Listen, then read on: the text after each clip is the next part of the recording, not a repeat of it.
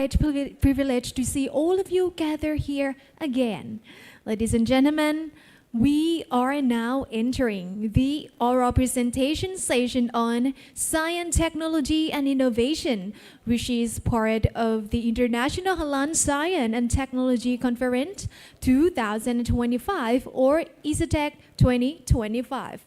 This session is dedicated to academic research submissions that have been carefully selected for presentation today.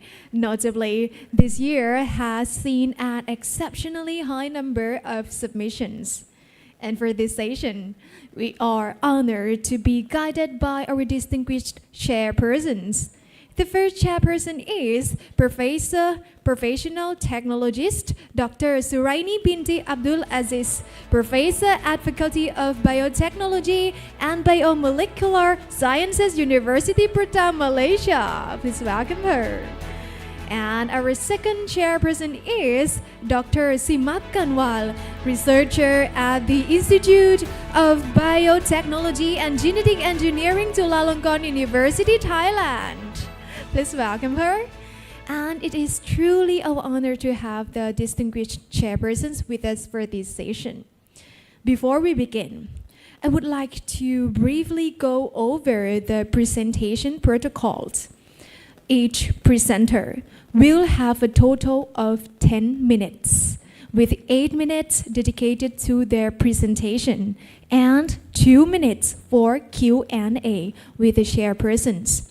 There will be a ring when the presentation time is up, followed by an automatic audio cut after 8 minutes.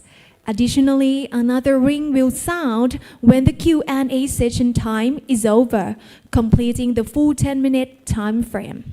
At this point, I would like to invite our distinguished chairpersons to take over and proceed with this session. Please, the floor is yours. Bismillahirrahmanirrahim. Assalamu alaikum to all the audiences, and thank you very much for the nice introduction. This topic of our oral presentation about science, technology and innovation is not foreign concept in science and in Islam. You know, from a halal perspective, there are tools entrusted to humanity to improve quality of life while upholding the ethical, moral, and spiritual values. Islam encourages, in fact, the pursuit of knowledge, reflection, and innovation, as long as they align with the principles of halal and tayyib, the wholesome and beneficial concept, you know. So we are having wonderful talks today from the presenters who will be sharing their ongoing research at this platform. I hope all of you will gain the intense knowledge, especially the current information regarding the science, technology and innovation for halal science. Okay, thank you very much, Dr. Simap, for the nice introduction. So we will have 5 oral presenters today. So first, I would like to introduce our first speaker. Our first presenter is Ms. Nur Atika Husna Nasir from the Halal Product Research Institute, University Putra, Malaysia, where I also come from UPM. So she will present the oral title, Developments and Characterization of Halal Caulepa lenticellifera fortified jelly with enhanced nutritional and antioxidant properties. Without further ado, Ms. Nur Atika, the floor is yours.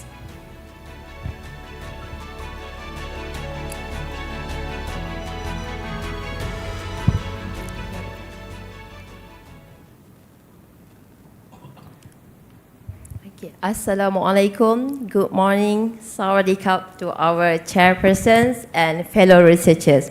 My name is Nur Atika Husna Ahmad Nasir from Halal Product Research Institute, University Putra, Malaysia and University Technology, Mara.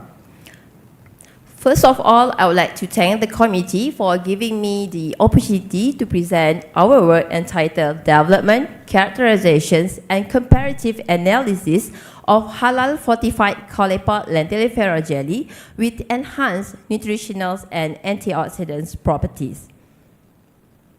Here is the outlines of the presentation. Ladies and gentlemen, let me begin with the motivations of this work. Our team had identified there is a dual challenges in the confectionery market. The first one is the health imperatives issue, and the second one is the halal compliance gap. The risings of non-communicable disease, NCD, like obesity, diabetes, and cardiovascular disorder have driven a surge in demand for functional food needs. And this industry had been projected to grow up to 8.5% in 10 years projections. As for the halal compliance gap, we notify that in conventional jellies, marshmallow, or gummy often use animal-derived gelatin and creating a barrier for Muslims and vegan consumers. Considering the markets of global halal could up to 2.41 trillion, an innovative plant-based alternative is urgently needed to cater this issue. Ladies and gentlemen, a potential solution actually just lies untapped in our oceans. Caulipa lentilifera, or locally known as latut or sea grape in Thailand, Indonesia, Malaysia, and Indonesia, known as the nutritional powerhouse and be labeled as the ginsengs of the 21st century due to its therapeutic potentials like antioxidants, anti-inflammatory, and anti-diabetic. However, this seaweed actually have potential to be decay or deteriorate after being harvested in less than 46 hours. This is due to it have like high moisture content. Thus, our aim or breakthrough of the research is to transform this valuable seaweed into a stable, halal-compliant functional jelly. We aim to produce something that is halal, vegan compliant, enhance the stability and the shelf life of the product, and importantly, serve as a functional, bioactive, and rich product.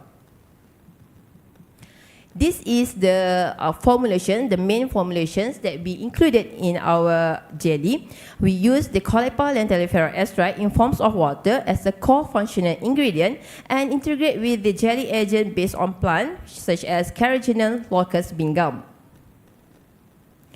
To validate our research, we compare our formulated jelly with the control jelly and commercial jelly. The control jelly had been developed with the same formulation but without the extract. But the commercial jelly, we find something that uses the same gelling agent because there is no 100% that formulations to be same.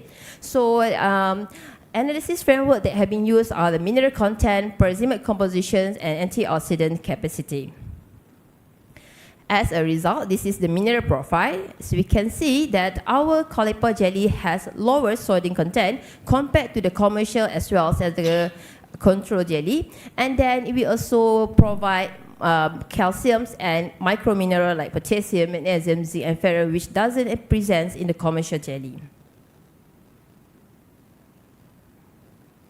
For the proximate, I want to focus on the moisture content. So the Caulipa jelly have like moisture content around 40 to 60, which is lower compared to the commercial available jelly.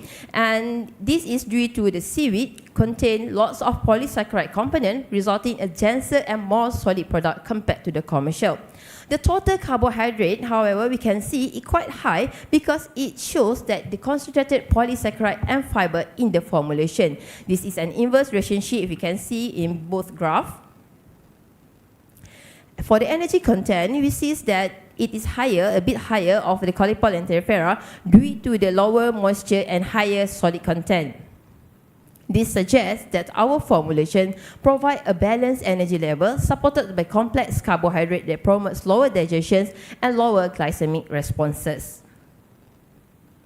For the antioxidant, we tested on the ABTS and DPPH scavenging. Both show superior free radical scavenging activity, whether it works based on heat transfer, hydrogen transfer, or electron transfer.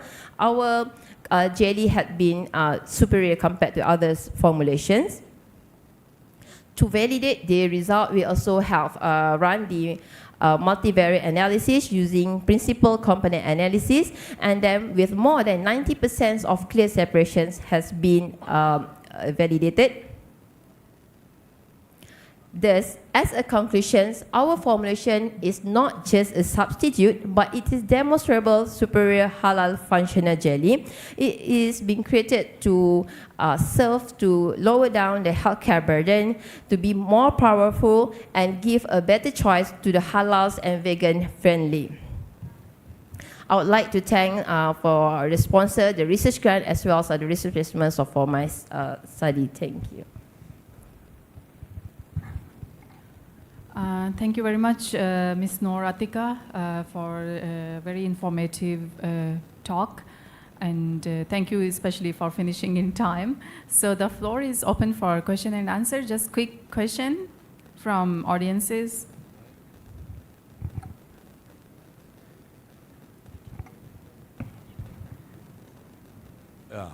My name is Sabta Nirwandar. I'm from Indonesia Halal Lifestyle Center, Jakarta. I just discovered many things about the substitute of the gelatin from pork skin. Only the last conclusion is about the price competition. But my question is, how about the prices? This using the Filipera is a lower price or little bit different or very big gap in terms of prices? Thank you. Thank you for the questions. To answer that, actually, Coleopol and Tephra is very abundant and it is most widely being used as a staple food only. So in Southeast Asia, as I noticed, it is quite cheap, especially in Borneo parts of Malaysia. It can be sold up only less than 2 ringgit. I don't know how to convert to USD. And then it's just like in a 1 kg, so it's abundant and cheap. And most of the time, people won't like use it in properly, so that I think the price is manageable and reasonable to be used in the research. Is there any other questions from the floor? If not, let me thank Ms. Noor Atika in our proper way. Thank you very much. Thank you, bro.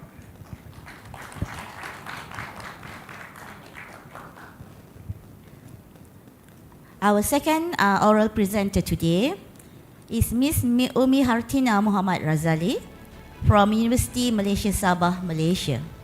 So she will present her oral presentation entitled Advancing Halal Functional Ingredients through green production of ACE inhibitory peptides from marine collagen. So I may invite Ms. Umi Hartina. The floor is yours.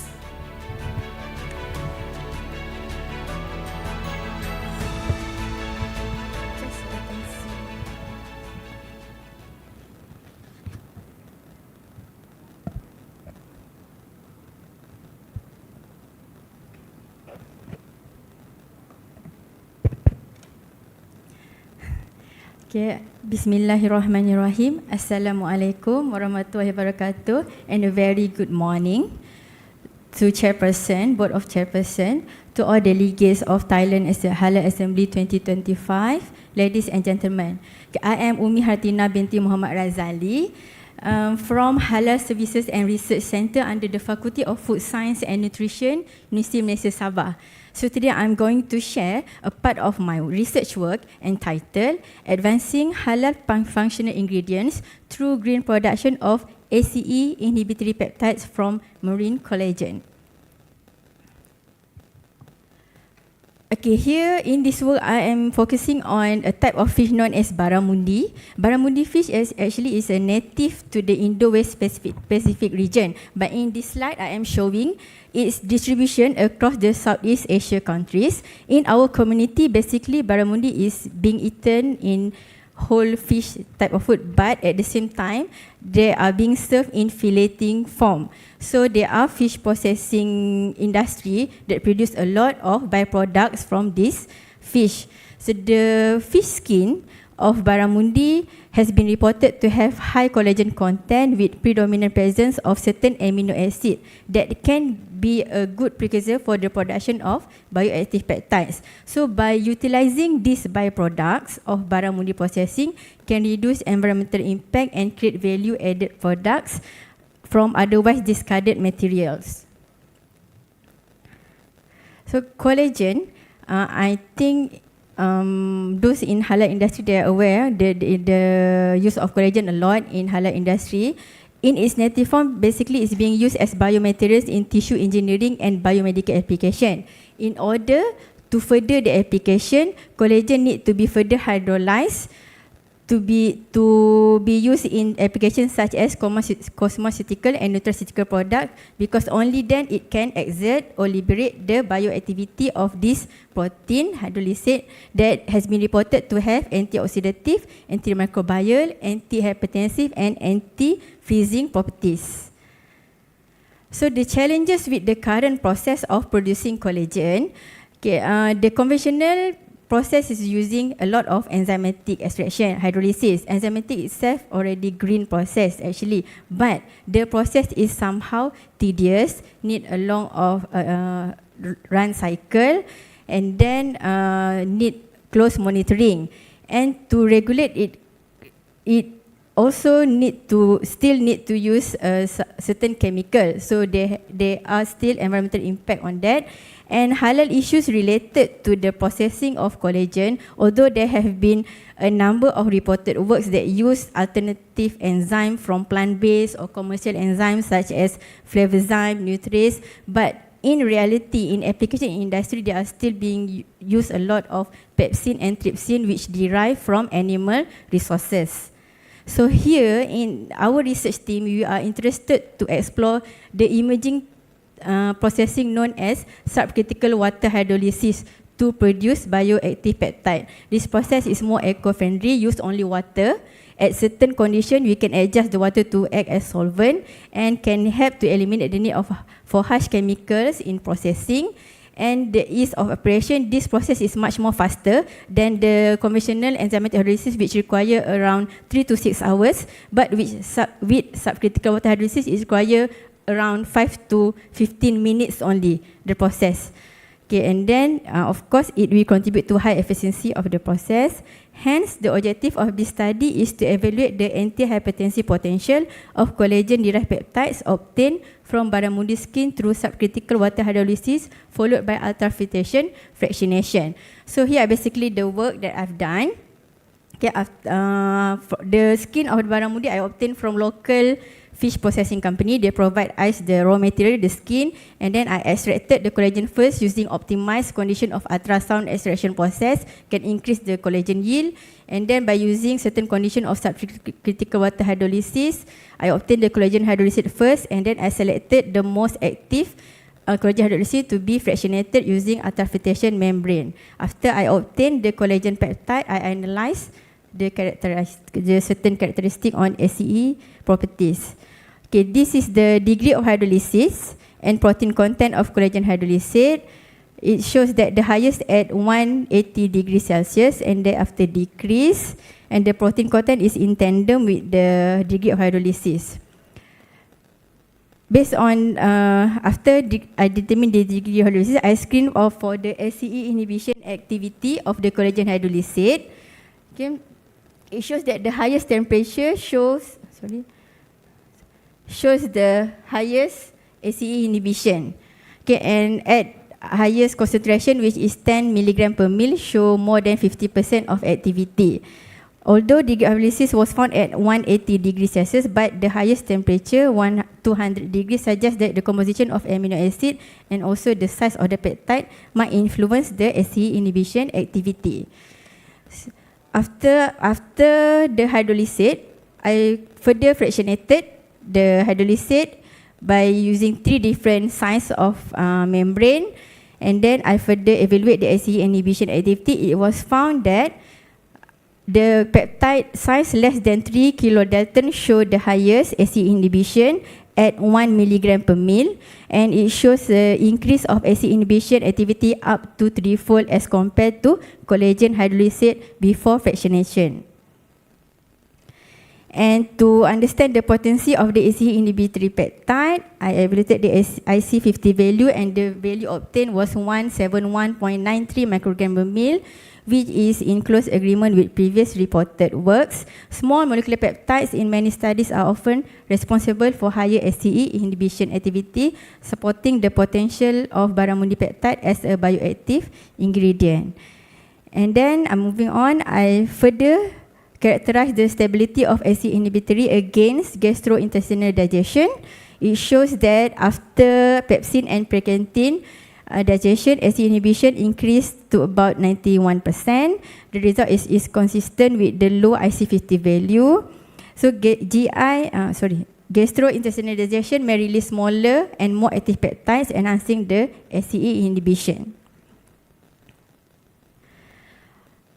After that, finally, I sequenced the peptide, the most active fraction, which is less than 3 kilodalton, to understand the structure of the amino acid sequence. And these are the sequence of amino acid obtained from the less than 3 kilodalton peptide.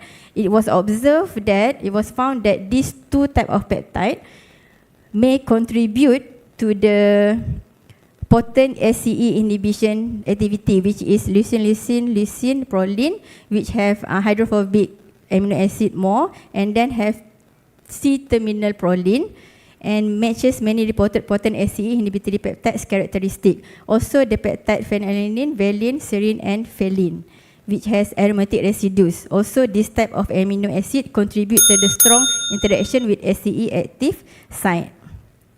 So in conclusion, fractionation of collagen hydrolysate after subcritical water hydrolysis successfully enhanced its SCE inhibition, with greatest bioactivity detected with the peptide fraction at molecular weight less than 3 kilodalton. It is suggested to evaluate the in vivo antihypertensive efficiency of the peptides to support the in vitro findings. So here are the reference I use in this study, some of the publication related to this work, but the one that I reported here is in the process to be published. I would also like to acknowledge my team member, my supervisor for my PhD study from UTM and UMT, and also this work has been funded by the Ministry of Higher Education Malaysia under FRGS grant. Okay, with that, I thank you.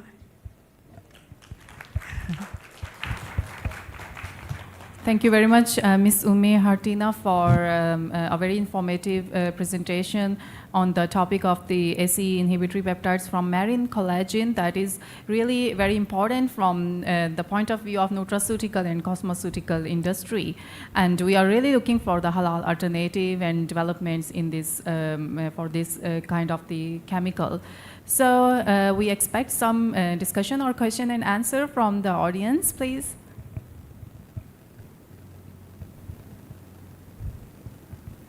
If not, I have one question. Okay, Prof. Okay. So you said you are comparing SCW because when you are using the enzyme, is a trypsin and chymotrypsin is a non-halal enzyme. Yeah. Is there any alternative enzyme that was studied previously for the extraction? Yeah, alternative enzyme to replace non-halal has been extensively studied actually, especially proteases from plant-based such as bromelain, papain, and also from microbial resources such as alkalase.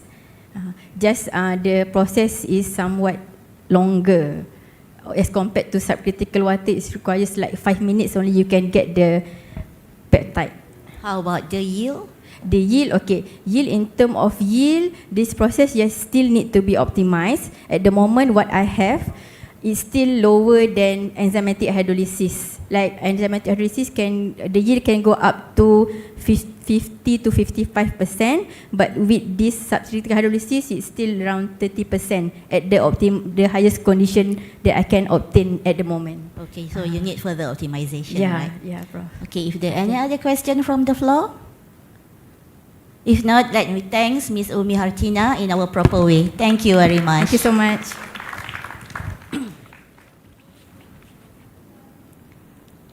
Let me call our third oral presenter, Mr. Amir Muhammad Khan from Chulalongkorn University. So Mr. Amir will present the oral presentation entitled Comparative Analysis of Gut Microbial Diversity in Early Decomposition Stages of Human Cadavers in Thai Population. So Mr. Amir, the floor is yours.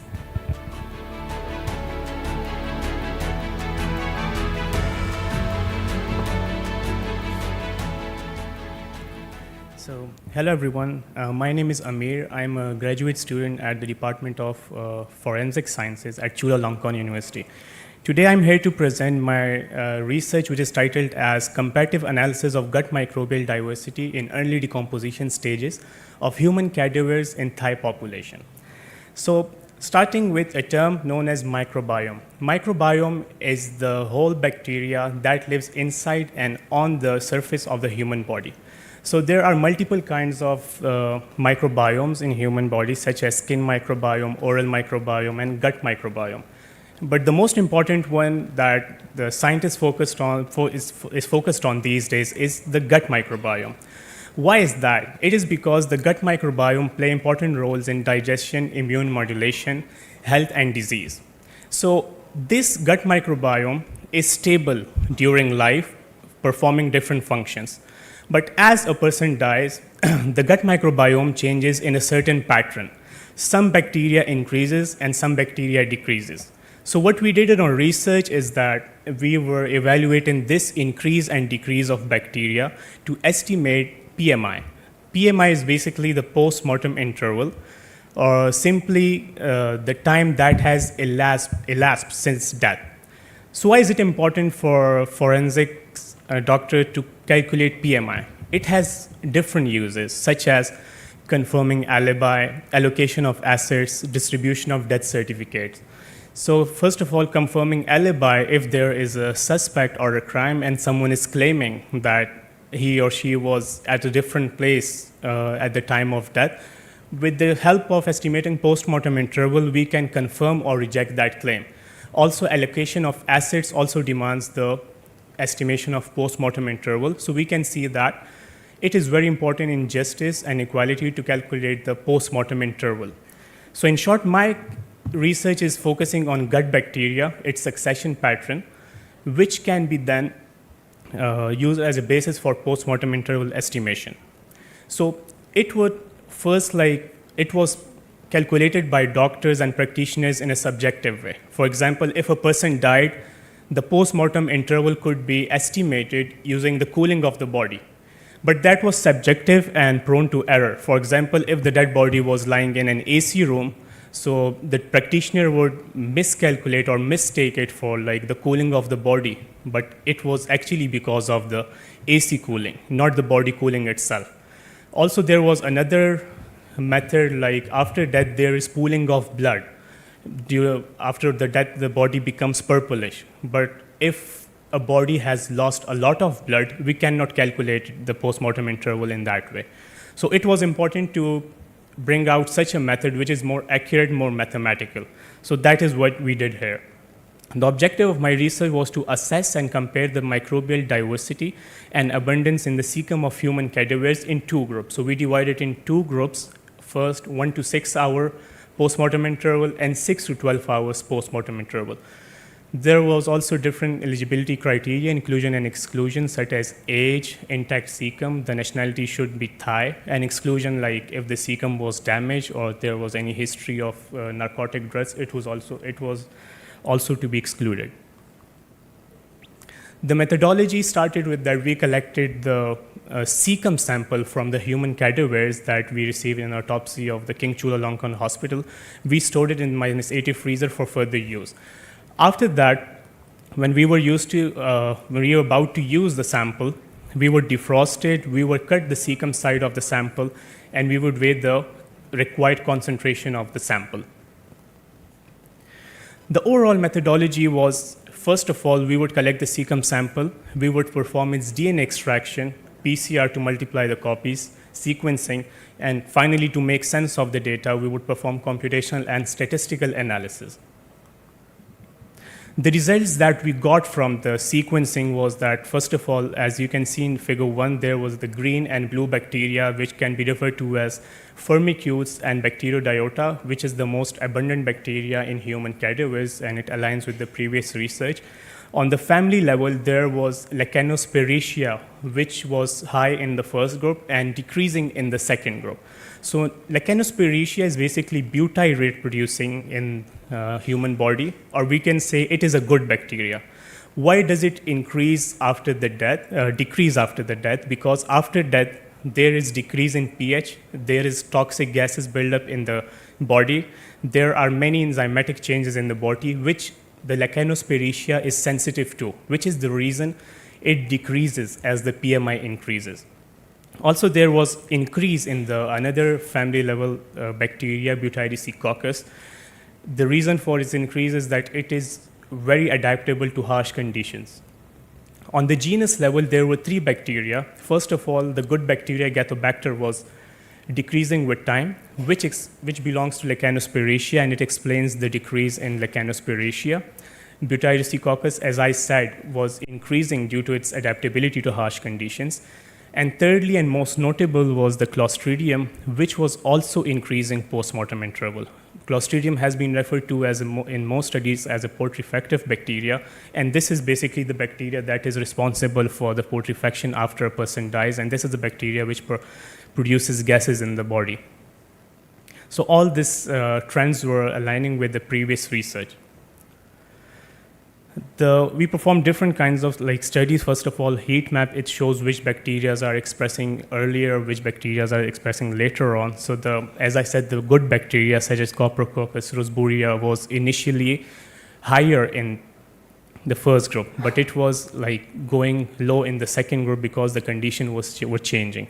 Alpha and beta diversity didn't change because the sample size was low. And also initially, the succession pattern depends on intrinsic factors rather than the more general factors of the decomposition. These results were supported by statistical analysis such as 𝑉𝑳𝑨, which also showed that the Butyricicoccus was increased in the second group and Agathobacter was increased in the first group, supported by cladogram as well. And also on STAM, which is a metagenomic profile statistical analysis giving us confidence interval, it also shows and complement the result from 𝑉𝑳𝑨 for the 2 bacteria that we found.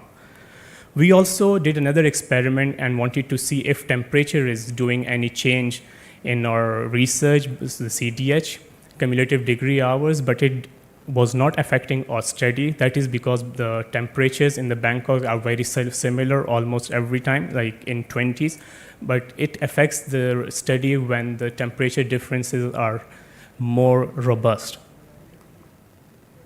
This study also had some limitations, such as, first of all, the post-mortem period was very short, which we could only collect the autopsy samples for only 12 hours. Sample size was limited, and there were some confounding factors such as sex, age, diet, and antibiotic use, which could affect the studies. So in conclusion, we say that diversity in CDH has no correlation, and we found the biomarkers at the genus level in Agathobacter and Butyricicoccus, which could be used as the base for PM estimation in future. And this correlated to the prior work. And the future work should be that, first of all, we should increase the sample size, PMI window, and also adjust for confounders. So thank you so much.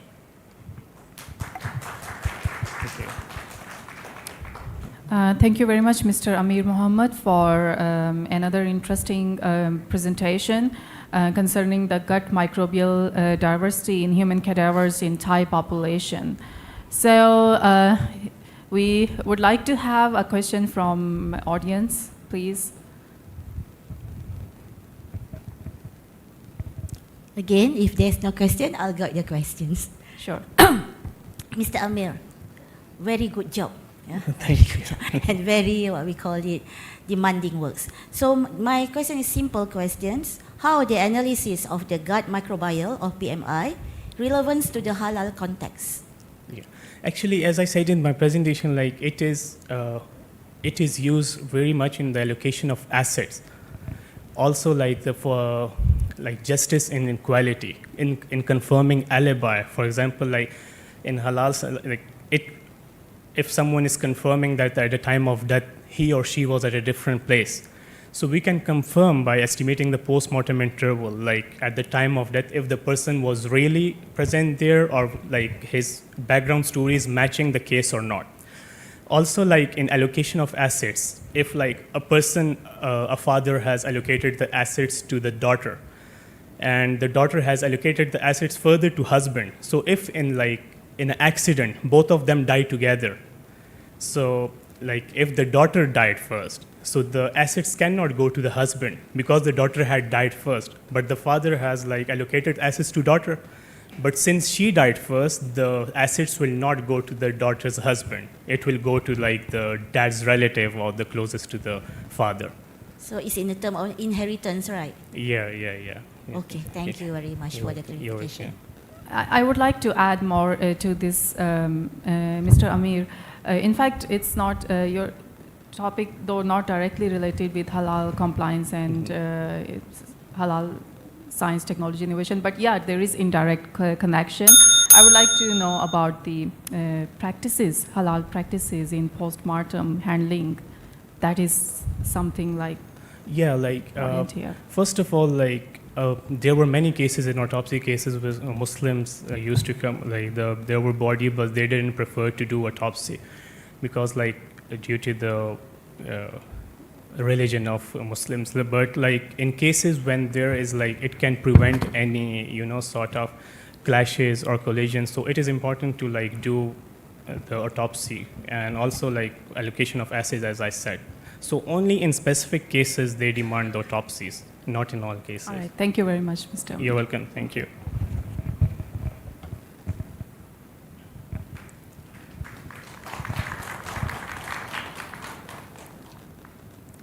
So we come to our second last presenter. So our second last presenter is Mr. Samsuri Jamal from Gadjah Mada University, Indonesia.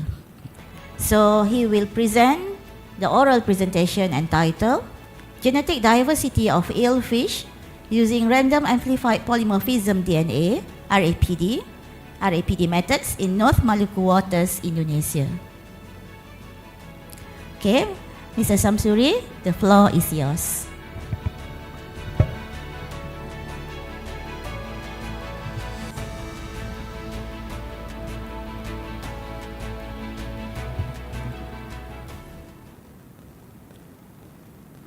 Assalamualaikum warahmatullahi wabarakatuh. Good morning, everyone. Thank you so much. It's a pleasure to be here. So my name is Samsuri Jamal. I'm a master student from Gadjah Mada University.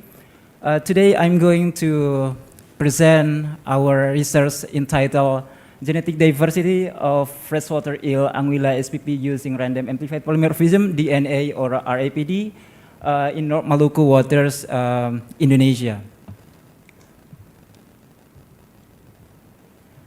So here is the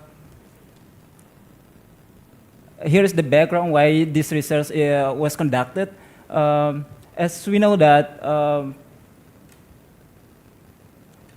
Anguilla is a high-value global fish commodity, which are some international countries like Korea, China, Japan, and Hong Kong. They are international demand, that big international demand.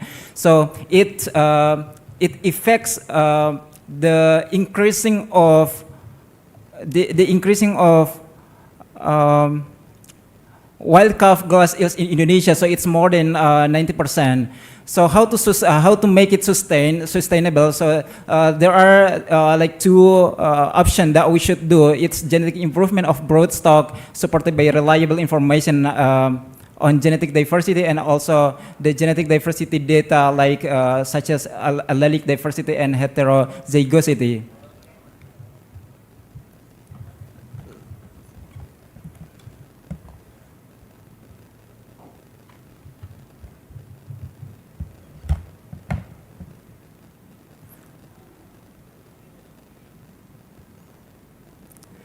So the study aims to analyze genetic diversity and relatedness of Anguilla SPP across 4 locations in North Maluku using RAPD markers. The results are expected to provide baseline genetic data to support conservation, population, and also sustainable aquaculture development. So here's the location. There are 4 locations. They are big river in the province of North Maluku in Indonesia. So these are some tools and material used that is using in this research. Okay, so in this research, in this study, we use explorative research approach, meaning that data were collected directly from the field to uncover patterns that haven't been previously documented. So there are some steps here, like sampling, DNA extraction, and so on until data analysis. So now we're moving on to the sampling. Yeah, we did that. Sampling was conducted at night in multiple river locations using scoop nets, gel nets, and handlines, depending on the habitat. So samples were utilized in the field and stored at minus 80 degrees Celsius to preserve the DNA quality. So moving on to the DNA extraction and PCR amplification, DNA extraction was performed using a genomic DNA mini kit. So PCR amplification used for RAPD primers. They are S1, S17, OPB12, and OPA6. So these primers were selected because they produce clear and reproducible bending patterns. For the electrophoresis and visualization, PCR products that we did before were separated using 2% agarose gel electrophoresis and visualized under UV light. And then the resulting bending patterns represent amplified DNA fragment of different sizes. And, oh, sorry.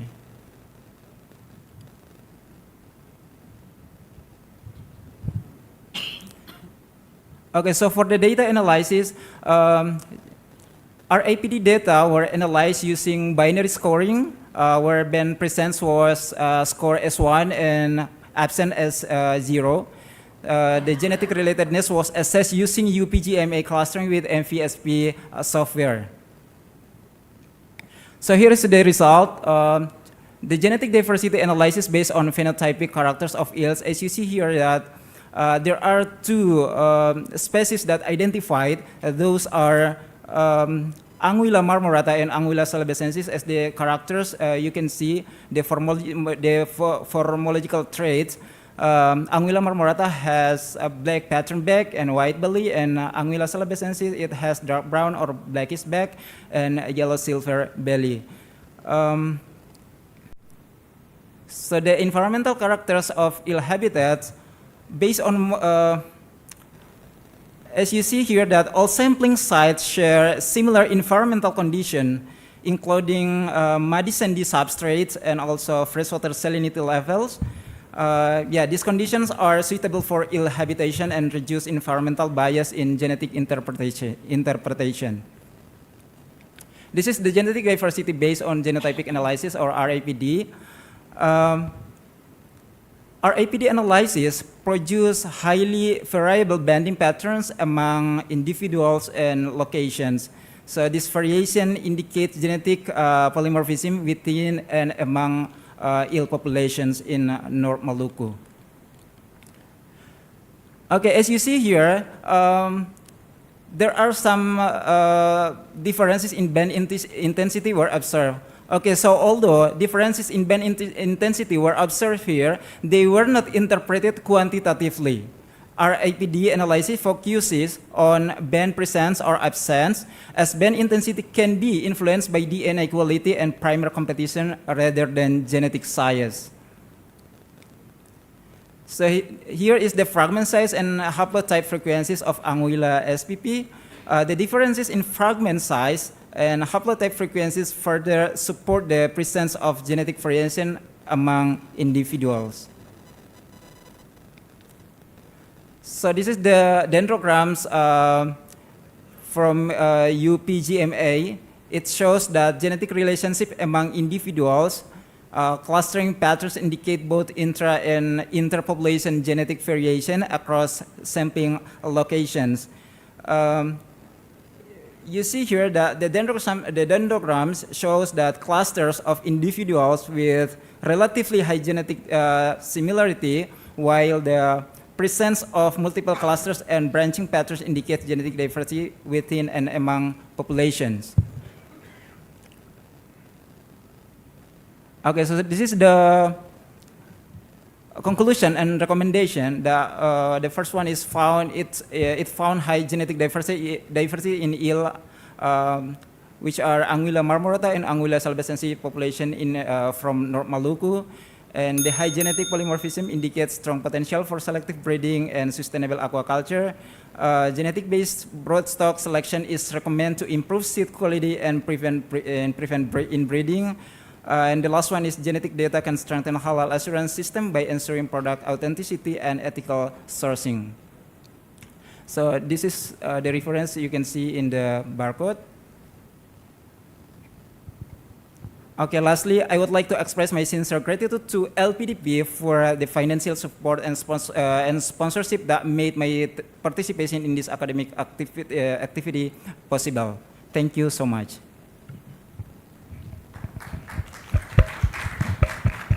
Thank you, Mr. Samsuri, and good work done. The floor is open for question and answer from audiences, especially those working on aquaculture side of the science. Mr. Samsuri, I just have a quick question and just want to know your opinion about that. What role does rapid-based genetic diversity analysis plays in ensuring the halal integrity and aquaculture sustainability of eel fisheries in Indonesia? Well, so when we're talking about halal, it's not about only the permissibility, but it's also the responsibility. So I think this is really important to know that where the product is coming from. I mean, like we can know the traceability, where the product is coming from. So with that data, yeah, we can assist that that product that we eat or we get is halal. Okay, I have another one questions. Because when you present, you said that the population, the one that you did analysis, located for only to 4 locations. So what are your future plans to cover the genetic diversity of this system? Okay, thank you.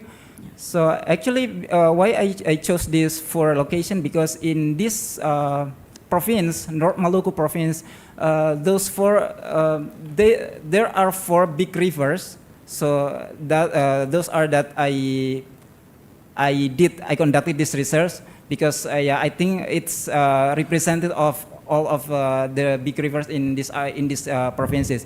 So in the future, I think there must be collaboration between like stakeholders, like academic and also the government, local government, to build the research to make it clear in conservation from increasing exploitation in the area. That just means the diversity have to enlarge, right? Yeah. Okay, thank you very much. Thank you so much. So let us acknowledge Mr. Samsuri with our proper way. Thank you very much.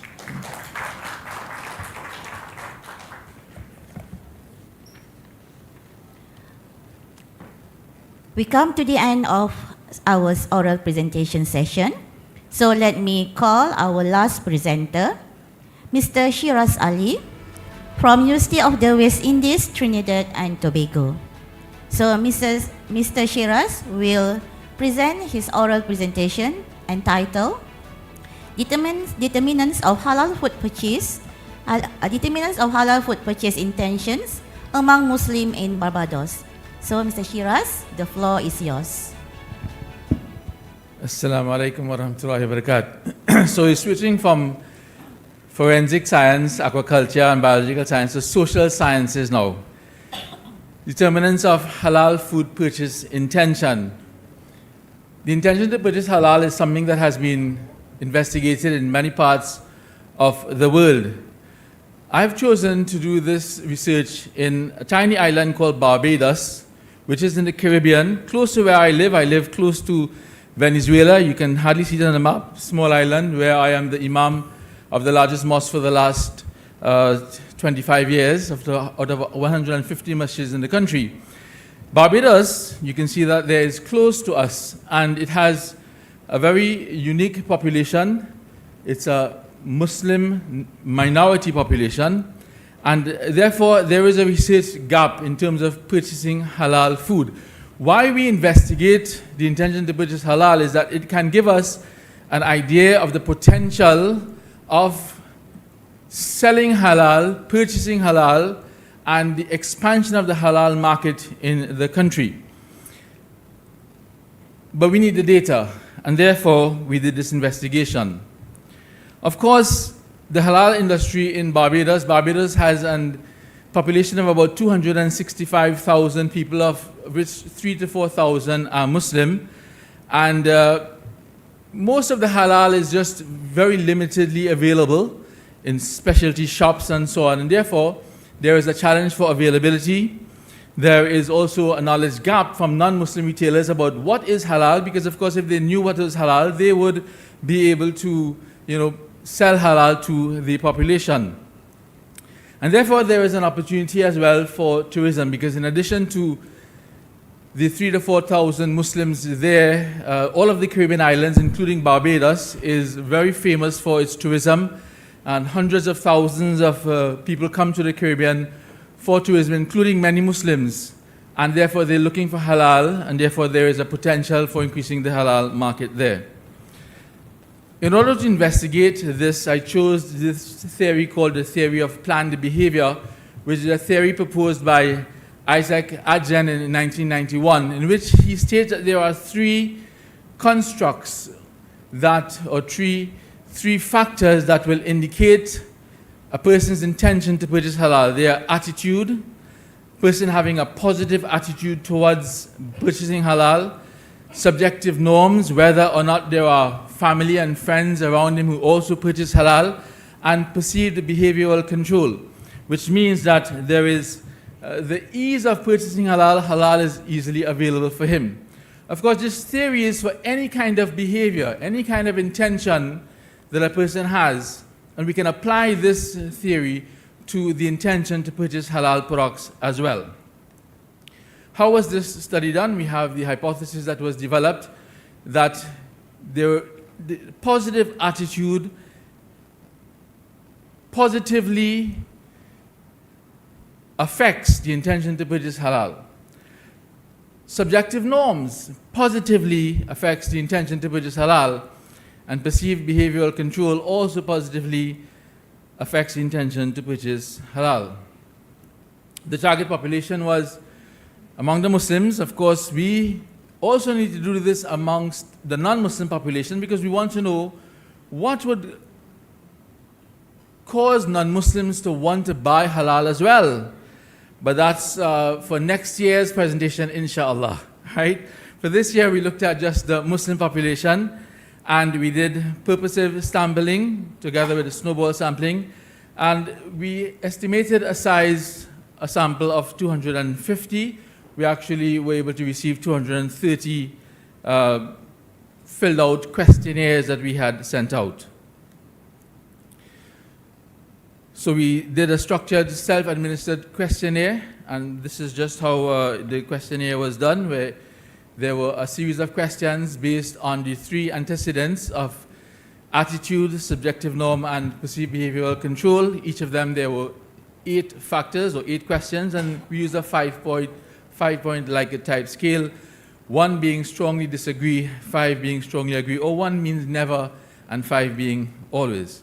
In terms of the results, of course, we looked at the factors, the constructs, and using the SPSS 24, which is the social statistics model that can be used for giving this kind of the kind of data that we need.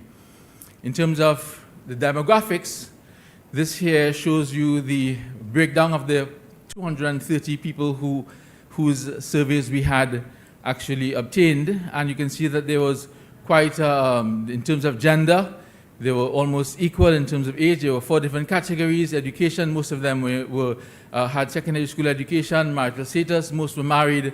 And with regard to occupation, most of them were employed as well. Reliability analysis, of course, to make sure that the survey was reliable, we did Convax Alpha.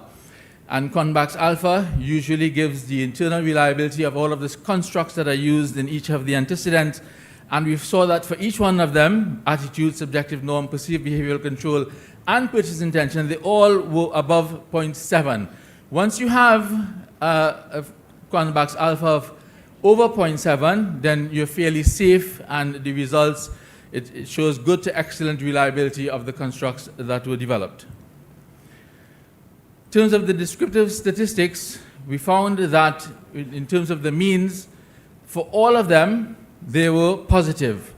Positive attitude, positive social support, positive control, although it was the lowest of the four. And overall, the purchase intention for purchasing halal among the Muslim population there was 3.85. Of course, if you have a 5-point scale, anything over 2.5 means that you're in the positive. So we were 3.85, which shows a very good achievement.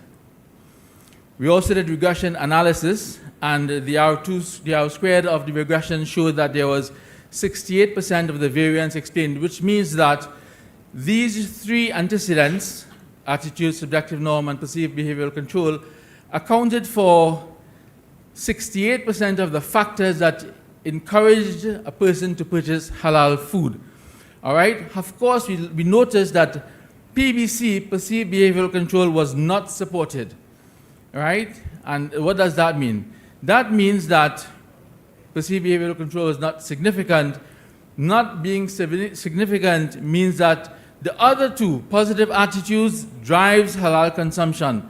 As we found in many studies that have been done in other places, Muslim minority places like Thailand as well, China, South Africa, and Muslim majority places like Turkey. However, perceived behavioral control was less relevant. And that means that Muslims didn't find halal easily in Barbados. In fact, in Barbados, there are 11 KFC outlets, but there's only one KFC that's halal once a week. So they tell you what day you can go to get halal KFC, and that's when you can get it there. So in conclusion, we find that attitude and subjective norms predict halal purchase intention. However, perceived behavioral control did not, and therefore this is an area where marketers can, they can now do some more work to ensure that halal is more visible in Barbados. Thank you very much.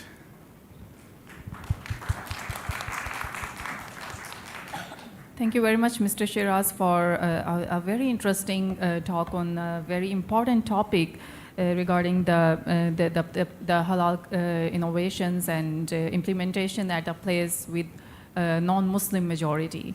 So, is there any question from audience? Please, one question. So, good morning. Good morning, all. May I ask, you mentioned about tourism in Barbados. So, about what? Tourism. Tourism, yes. Yes. How many Muslim tourism in Barbados coming every year? I mean, approximately. Because Barbados especially is very much closely linked to the United Kingdom, and because there are a lot of tourists who come from the Middle East, Dubai, Saudi Arabia, and so on, into Barbados from the United Kingdom, there are a lot of tourists. We don't have actual statistics, but there are a lot of tourists that come who are Muslim and are looking for, in fact, Muslim-friendly hotels and Muslim-friendly halal places that they could purchase. Of course, we do have a number of other tourists as well that come from the United States and United Kingdom, and that's why it's also important to do this kind of analysis for the non-Muslim population as well, to see what would be the factors that would encourage them to purchase halal. These are just three of the antecedents. Of course, according to the theory of planned behavior, there are many other factors to look at. For example, religiosity. Why is it that the Muslims are buying halal? Is it because of safety, hygienic reasons, or is it because of their religious inclination to purchase halal? So there are many other ways of studying this as well. Thank you, sir. May I ask one more question? Sure. May I know that do you have any halal producers in Barbados, please? Do you have any halal certification over there?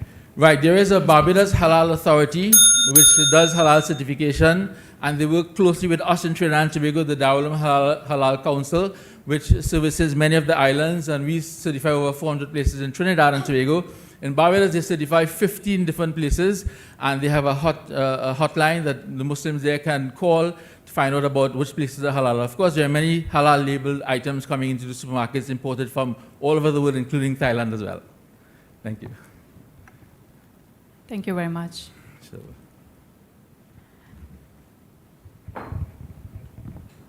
Thank you very much to our chairpersons for guiding us through this session so thoughtfully, and to all presenters for sharing your research and insight with us today. Ladies and gentlemen, next I kindly ask all of you to scan a QR code shown on the screen to evaluate the session we just had. Additionally, those who complete the evaluation will receive a certificate as a token of participation in the Thailand Halal Assembly 2025. This is a special privilege for those who provide their feedback. So please scan the QR code shown on the screen to access the evaluation form. Thank you very much. All right. At this moment, we would like to proceed with the presentation of certificates of appreciation to our session chairpersons. May I now invite Ms. 𝑚𝑯𝑨𝑤𝑰𝑳𝑨𝑵 𝑚 Director of Administrative of the Halal Science Center, Chulalongkorn University, to please join us on stage to present the certificates. And next, may I invite our first chairperson, Professor Professional Technologist, Dr. Suraini binti Abdul Aziz, Professor at Faculty of Biotechnology and Biomolecular Sciences, University Putra, Malaysia. Please welcome her.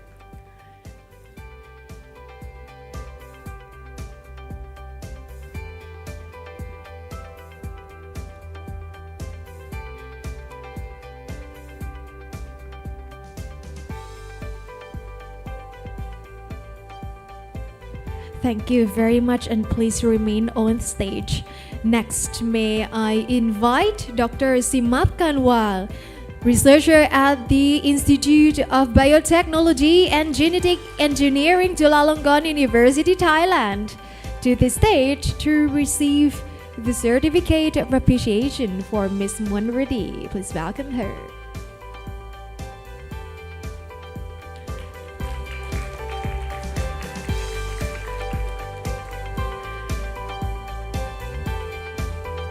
Thank you very much. And next, may I invite all of you to have a group photo together.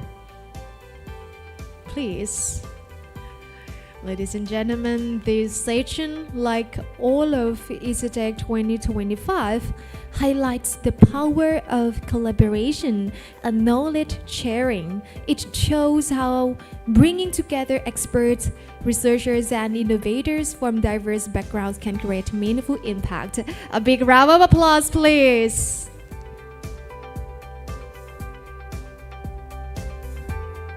All right, thank you very much for our chairpersons and also Ms. 𝑚𝑯𝑨𝑤𝑰𝑳𝑨𝑵. Next, I please invite our esteemed chairperson to present certificates to our presenters. First, may I now invite Ms. Nur Atika Husna Nazir, the Halal Products Research Institute, University Putra, Malaysia, Malaysia, to receive the certificate from our chairpersons. A big round of applause, please.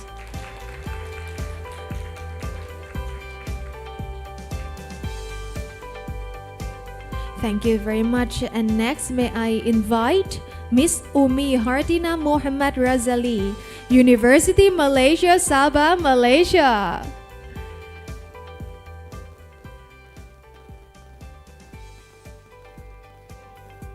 Ladies and gentlemen, a big round of applause for her, please.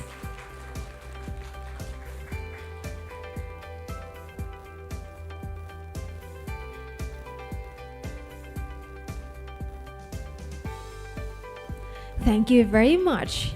And next, may I invite the following presenter, Mr. Amir Muhammad Khan from Chulalongkorn University, Thailand. Please welcome him.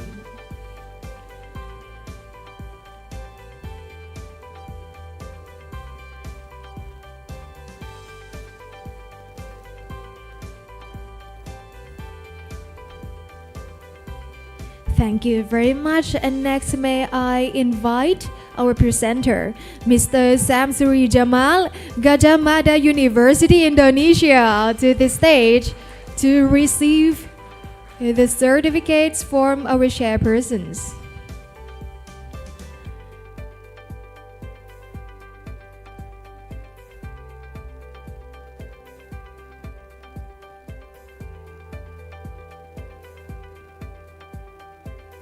Thank you very much. And lastly, may I invite Mr. Shiraza Ali, University of the West Indies, Trinidad and Tobago.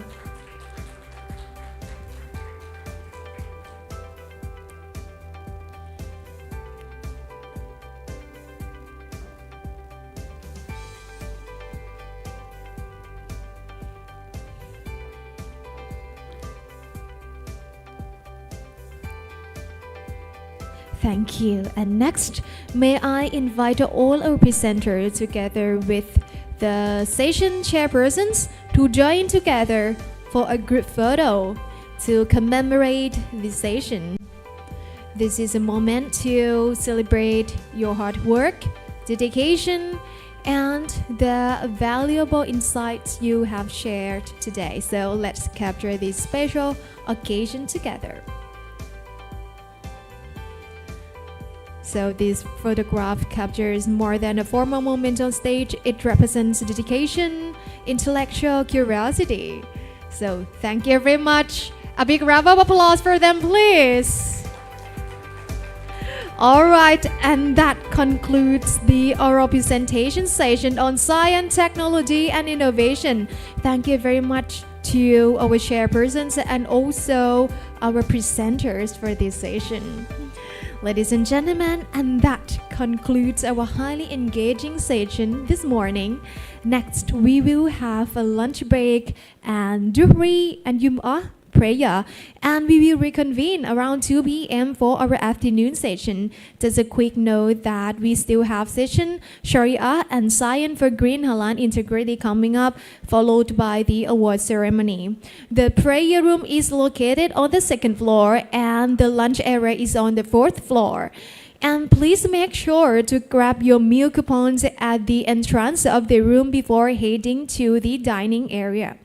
For your convenience, THA 2025 has arranged a van shuttle service for participants who wish to attend Jum'ah prayers at the Thailand Islamic Center. There will be 3 vans available. Departure from the venue, first round at 12:10 p.m. and the second round at 12:30 p.m. and the return after the prayer, first round at 1:30 p.m. and the second round at 1:50 p.m. So kindly be at the pickup point on time according to your selected round. Thank you very much. And we will meet again at 2 p.m. for the next session. สวัสดีค่ะ